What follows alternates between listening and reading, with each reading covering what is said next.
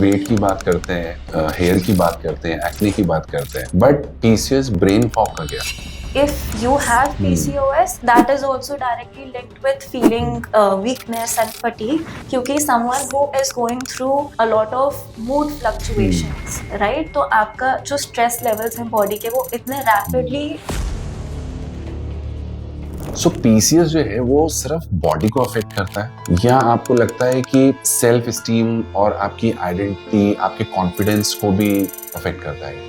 PCOS starts with the physical symptom. Many people are not aware of it as well, but what they are aware of is the symptom, right? If let's say there is a person who never had acne issues, but now certainly has developed a lot of acne, या फिर hair growth आ रहा है face पे। आपके हिसाब से PCOS से related सबसे बड़ा मिथ क्या जो है आप तोड़ना चाहेंगे? इनफर्टिलिटी, क्योंकि सबको लगता है PCOS हो गया इनफर्टिलिटी ही हो गई। होगा। That is the first myth I want burst because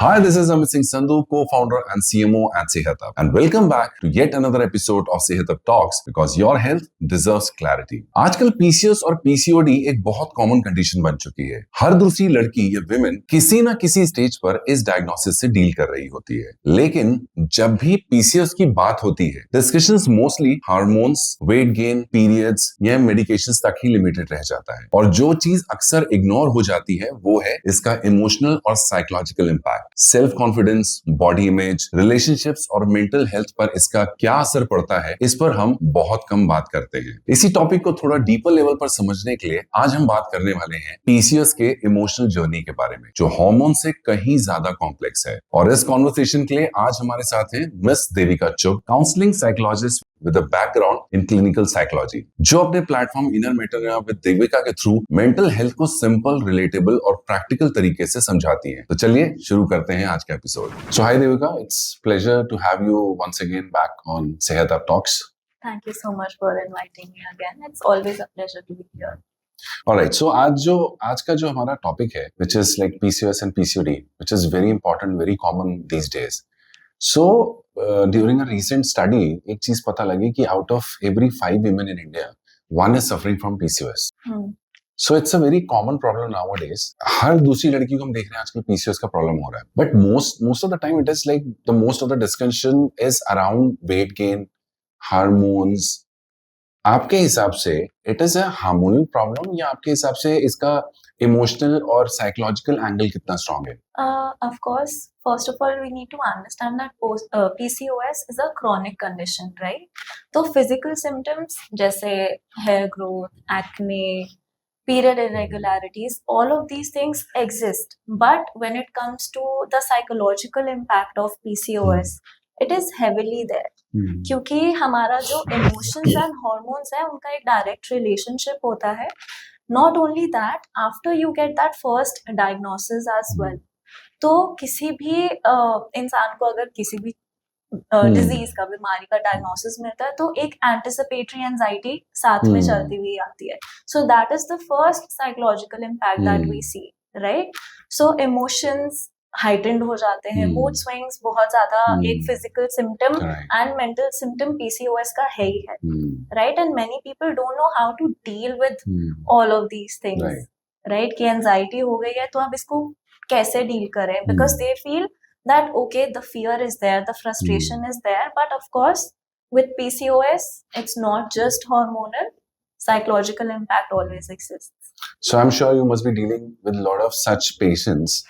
So जैसे भी हमने बात करी कि जैसे किसी को PCOS डायग्नोज होता है तो सबसे पहला हार्मोनल रिएक्शन क्या आता है? इट्स लाइक गिल्टी और फियर और confusion, what is it? The first impact is, as we call, the anticipatory anxiety that comes with fear of uncertainty.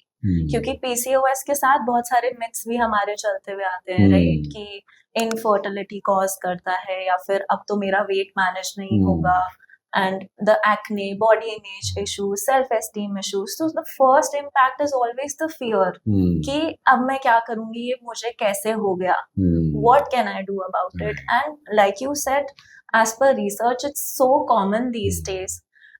But कहीं ना कहीं जो struggle रहता है वो इतना silent है कि एक वैलिडेशन भी आपको दूसरों के साथ नहीं मिल पा रही है, right?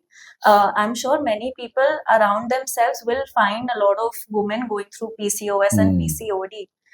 Still the validation is not there, so the first reaction is always fear, and second comes the guilt कि मैंने ऐसा करा क्या, right.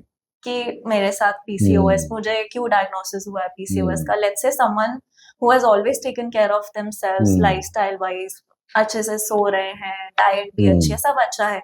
Even people like that, women like that can get PCOS. So वो guilt and shame does arise from there, and the shame can be because of the future uncertainty as well. Let's say if someone feels like कि PCOS infertility cause कर देगा, तो how will I be a woman, right? Because societal conditioning is that way.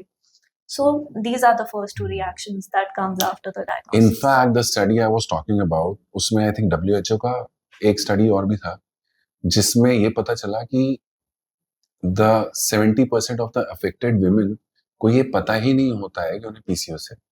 सबसे बड़ा problem तो ये है कि they treat it as a common lifestyle symptoms. पहले तो पता ही नहीं चलता है, और पता चलने के बाद they start googling and then going on ChatGPTs and AIs for their queries, right? So PCOS जो है वो सिर्फ बॉडी को अफेक्ट करता है, या आपको लगता है कि सेल्फ स्टीम और आपकी आइडेंटिटी, आपके कॉन्फिडेंस को भी अफेक्ट करता है?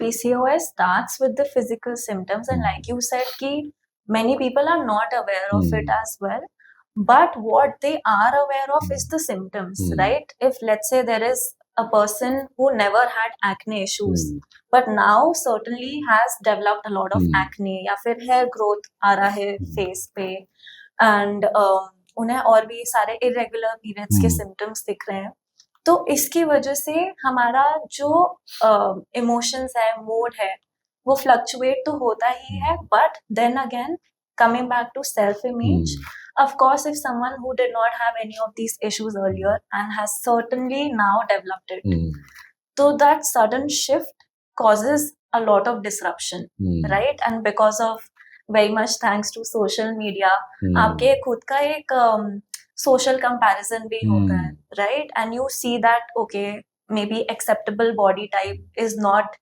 what I have, or maybe I am so old now, I'm an adult, I'm not even in my teenage years कि मुझे acne हो, and people suffer with adult acne.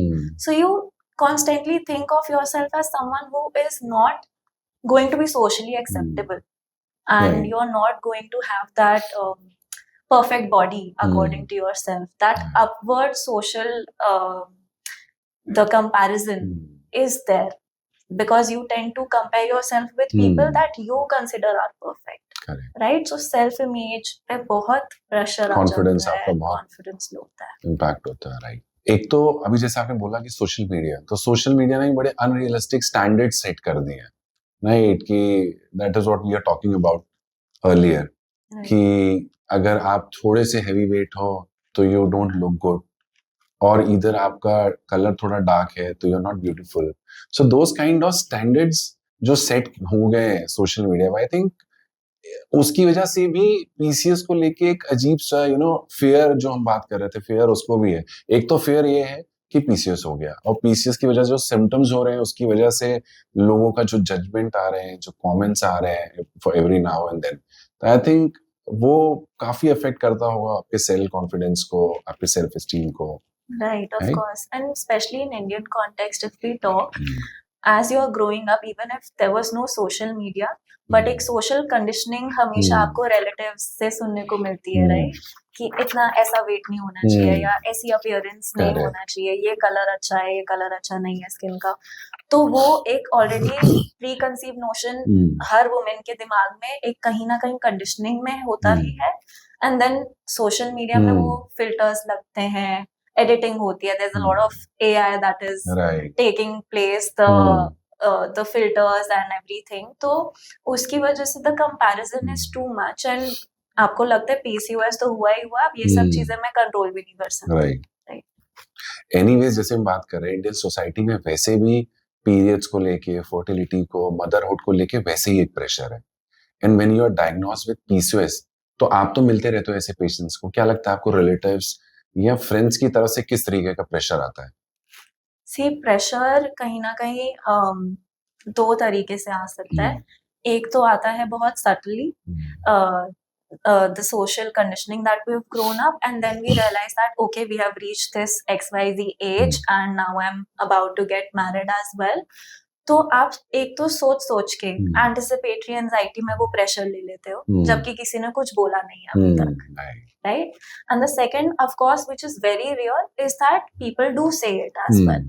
कि let's say a couple has decided whether they want to have kids or not, but the parents are not aware, and आपकी शादी होने वाली है, right? So they will still say that okay, how will you manage it? Tomorrow you will have kids, and right, as someone who has PCOS, उसको तो ये लगेगा कि what if I don't want kids? What if I cannot have kids? Right? तो ये जो छोटे छोटे comments हैं, from their perspective also, as someone जो आपके लिए सिर्फ वही सोच रहा है जो उन्हें भी सोसाइटी में सिखाया गया है, they are also not that wrong. But एक जो एक सेंसिटिविटी होती है वो कहीं ना कहीं आपको ही दूसरों को भी बतानी पड़ती है. Psycho education is really important, right? अगर PCOS है आपको, पहली बात तो आपको खुद पता होना चाहिए कि मुझे ये सिम्टम्स क्यों हो रहे हैं एंड मैं इनसे कैसे डील कर सकती हूँ. तभी आप सामने अपने पार्टनर को या रिलेटिव्स को या फ्रेंड्स को बता भी पाओगे. अब वो समझते हैं उस चीज को या नहीं, ऑफ कोर्स उसकी कोई गारंटी नहीं है, right? But you can surround yourself with people who make you feel safe. And I think before understanding your symptoms, it is very important to understand your mental status. Right. Because if you are not ready to accept it, how would other people do? Of course. Right? क्या जो लोग PCOS से deal कर रहे हैं तो relationship में भी चैलेंजेस आते हैं उनके, वो भी इम्पैक्ट होते हैं. राइट, रिलेशनशिप में चैलेंजेस डेफिनेटली आ सकते हैं क्योंकि मूड फ्लक्चुएशंस रहते हैं PCOS के साथ. It is a symptom that comes with it, and not only as a symptom but आपके जो इमोशंस हैं जब वो they are really out of place as according to you, तो आप कहीं ना कहीं बहुत ज्यादा वल्नरेबल स्टेज पे पहुंच जाते हो. एंड रिलेशनशिप में सिर्फ इमोशंस एंड मूड के अलावा भी बहुत चीजें होती है, राइट? अगर आपका खुद का self image, body image, self identity, self esteem, ये सारे इश्यूज भी हैं, तो कहीं ना कहीं that impacts your intimacy as well with your partner, right? तो जरूरी नहीं है कि आपका जो सामने वाला पार्टनर है वो आप पे प्रेशर डाल रहा हो. Sometimes you have these pre conceived notions, right? And आपको खुद को लेके ही इतनी ज्यादा इनसिक्योरिटी है तो आप अपने पार्टनर को नहीं समझा पाते हो. अब इन a lot of cases the partners, they do understand and support you.